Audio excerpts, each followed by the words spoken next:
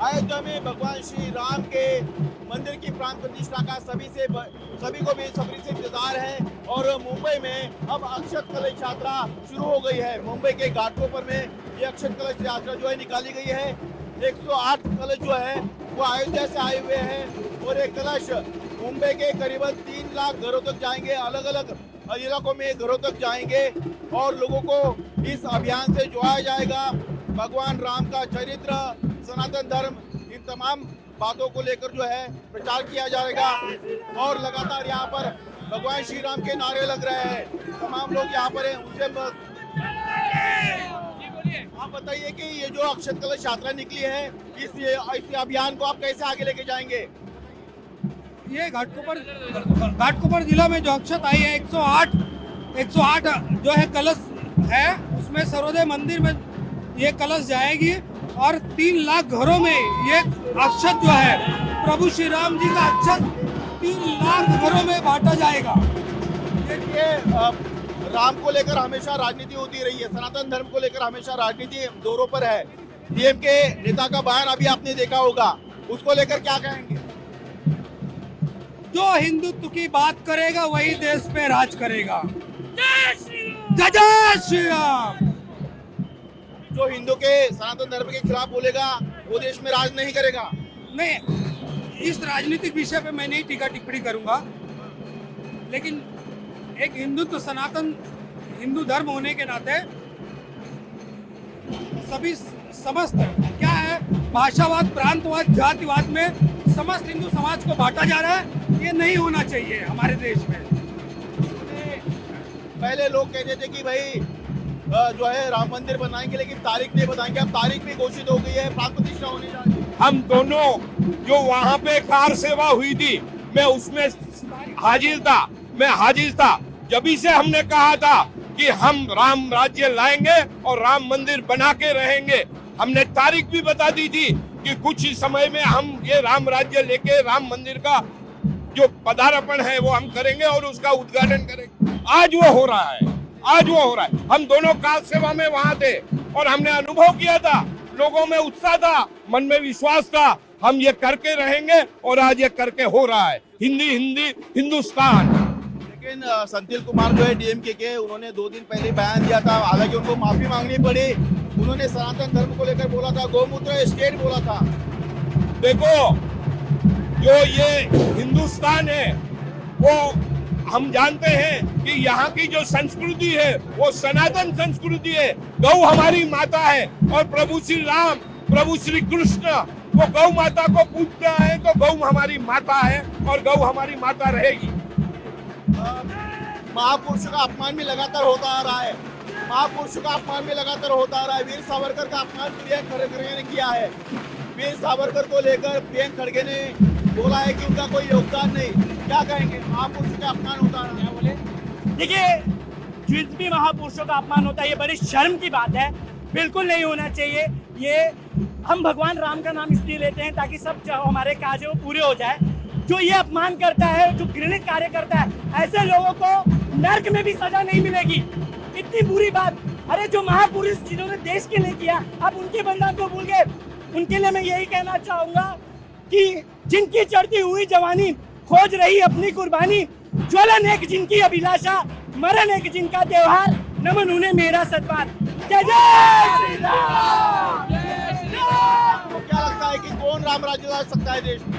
अभी राम राज के लिए हमारे बागेश्वर धाम सरकार, जगत गुरु स्वामी रामभद्राचार्य जी महाराज जो कि लगे हुए हैं। अभी तो बहुत कार्य बाकी है। 22 तारीख को चुनाव की बात में कौन ला सकता है? बीजेपी जो सबसे कार्य कर रही है, आप देखोगे हिंदू राष्ट्र के लिए लेके बहुत अच्छा कार्य है। अभी रामचरितमानस को राष्ट्रीय ग्रंथ घोषित करना है, गौ माता टोटली बंद हो जाए, ये सब कार्य अभी बाकी है। और 22 जनवरी को पूरे विश्व के कम से कम 50,000 लाखों लोग सब अयोध्या पहुंचेंगे, सब जगह के मिट्टी लेके। जय श्री राम। आप क्या कहेंगे? देश में कौन राज करेगा? देश में राम राज्य आने वाला है और जो राम को लाए हैं उनको हम लाएंगे। कौन लाएंगे? किसको, किसने राम को लाया? जिसने कहते कि हमने मंदिर के द्वार खोले थे, बीजेपी के हमने मंदिर जिसने द्वार खोले थे, 500 साल से ये लड़ाई चालू है और कायदे से ये लड़ाई जीती है। इधर किसी का कोई बंधन नहीं था और ये जो लड़ाई जीतने के बाद में आज नरेंद्र मोदी जी के नेतृत्व में ये जो मंदिर खुलने जा रहा है, हम उन्हीं को वापस लाएंगे, क्योंकि सिर्फ मंदिर नहीं, हर व्यक्ति को, आखिरी छोर के व्यक्ति को उन्होंने जो सहूलत दी है वही राम राज्य के लक्षण है और उन्हीं को लाना है और साथ में योगी जी को भी लाना है। तो इंडिया अलायंस में डीएम की पार्टी के लोग हैं, वो लगातार सनातन धर्म पर बोलते हैं, गोमूत्र जितना सनातन के खिलाफ बोलेंगे, जितना सनातन के खिलाफ बोलेंगे, गौमूत्र के बारे में बोलेंगे, उतनी हमारी मजबूती बनते जा रही है। और मोदी जी के नेतृत्व में हिंदुत्व का झंडा छत्रपति शिवाजी महाराज के बाद में फिर से एक दिल्ली तक राज हमारा ही रहेगा। आप क्या कहेंगे कि देश में राम राज की बात कही जा रही है, कौन राम राज ला सकता है?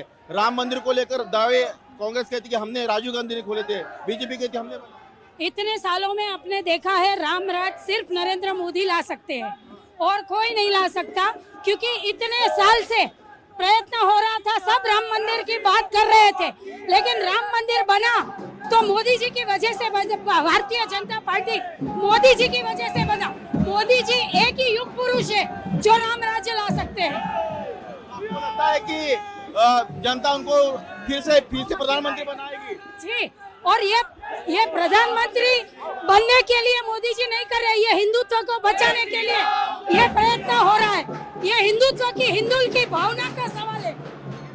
और इंडिया अलायंस के लोग तो कहते हैं कि बीजेपी देश में हिंदू मुस्लिम करना चाहती है, सनातन धर्म को लेकर वो टिप्पणी करते हैं। अब उन्होंने कहा कि गोमूत्र क्षेत्र में सिर्फ बीजेपी जीतती है। ना बीजेपी ने आज तक हिंदू मुस्लिम किया है, ना करेंगे। ये सिर्फ हिंदुत्व की बात हो रही है, हिंदू धर्म को बचाने की बात हो रही है। तो संतिल कुमार ने बयान दिया, उसको लेकर क्या कहेंगे? जी, संतिल कुमार डीएमके के सांसद ने बयान दिया था सनातन धर्म को लेकर। हाँ, उन्होंने बयान दिया था, लेकिन मेरी एक ही बात है कि हम जो कर रहे हैं, हम अपने धर्म को बचा रहे हैं, हम अपने संस्कार को, हम अपने स्वाभिमान को बचा रहे हैं। यहाँ पर आप देख सकेंगे कि बाजे गाजे के साथ जो है कलश यात्रा निकल रही है।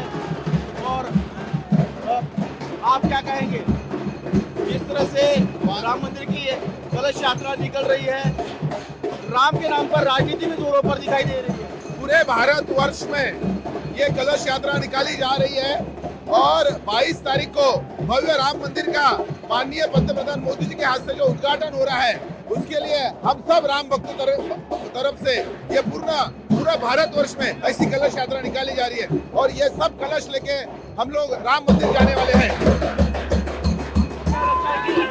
आपको लगता है कि चुनाव में राम मंदिर का मुद्दा होगा? चुनाव में मुद्दा होगा राम मंदिर? ये हमारे आस्था का विषय है, चुनाव का कोई विषय नहीं है। हमने जो वादा किया था बीजेपी ने कि जब भारतीय जनता पार्टी की गवर्नमेंट आएगी और राम मंदिर बनेगा, तो हमने हमारा जो वादा है, वादा पूरा किया। विपक्ष कहता है कि बीजेपी हिंदू मुस्लिम करती है, बीजेपी धर्म के नाम पर वोट मांगती है। नहीं, हमारे लिए सब धर्म बराबर है, हम हमारे हिंदू धर्म का पालन कर रहे हैं। तो यहाँ पर तमाम जो राम भक्त है वो इस यात्रा में शामिल है, महिला है, कलश लेकर जो है अक्षय यात्रा में शामिल हुई है और सभी श्री राम के नारे यहाँ पर लगा रहे हैं। और लोगों का कहना है कि जो हिंदू हित की बात करेगा वही देश में राज करेगा और नरेंद्र मोदी जो है देश में राम राज्य ला सकते हैं। कैमरामैन अरुण देव के साथ सचिन चौधरी, इंडिया टीवी, मुंबई।